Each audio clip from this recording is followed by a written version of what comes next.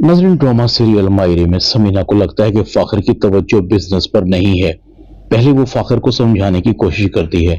समीना इस बात को समझती है कि फाखर और उसके बिजनेस के इर्द गिर्द गिद्धों ने इस तरह से डेरे डाल रखे हैं जैसे गिद्ध कमजोर जानवर के मरने का इंतजार करते हैं, कब ये मरे और कब वो अपनी खुराक का उसे हिस्सा बनाए।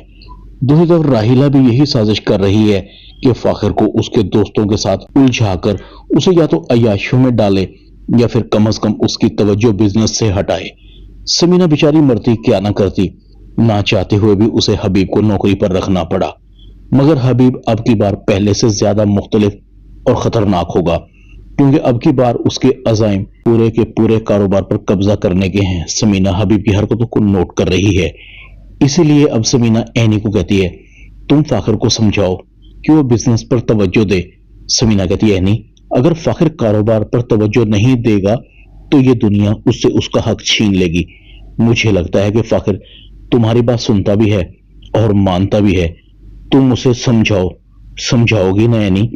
एनी कहती है, अम्मी, मैं अपनी तरफ से पूरी कोशिश करूंगी। फाखर अपने दोस्तों से मिलकर आता है। एनी कहते, तुम कहां थे? फाखर कहता है, मैं बाहर गया था अहमद के साथ। एनी कहती है, तुम्हारा ये घूमना फिरना कुछ ज्यादा नहीं हो गया? कारोबार पर तो तुमसे तवज्जो दी नहीं जाती, मगर आवारा दोस्तों पर तवज्जो देनी शुरू कर दी है। अब तुम भी कान खोलकर सुन लो डफर, अब बच्चे नहीं रहे, चंद दिनों में बाप बन जाओगे, अब तो जिम्मेदारी ले लो। फाखिर कहता है, यार मैं थका हुआ हूं, सो रहा हूं, और प्लीज अब तुम भी अम्मी की तरह नसीहतें करना बंद कर दो। लगता है तुम पर अम्मी का साया पड़ गया है। दूसरी तरफ फहमी और हबीब का गठजोड़ हो रहा है।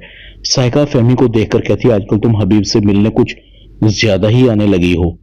कहीं तुम और हबीब मिलकर फाखिर और समीना भाभी के कारोबार पर कब्जा करने का तो नहीं सोच रहे?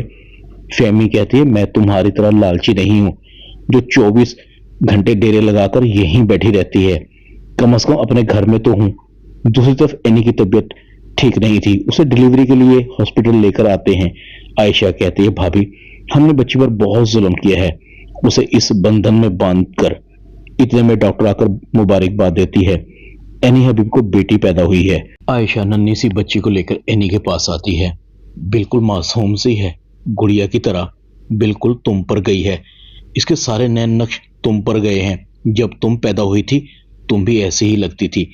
एनी अपनी बच्ची की तरफ देख रही थी, उसे मां बनकर खुशी भी हो रही थी और हैरानी भी।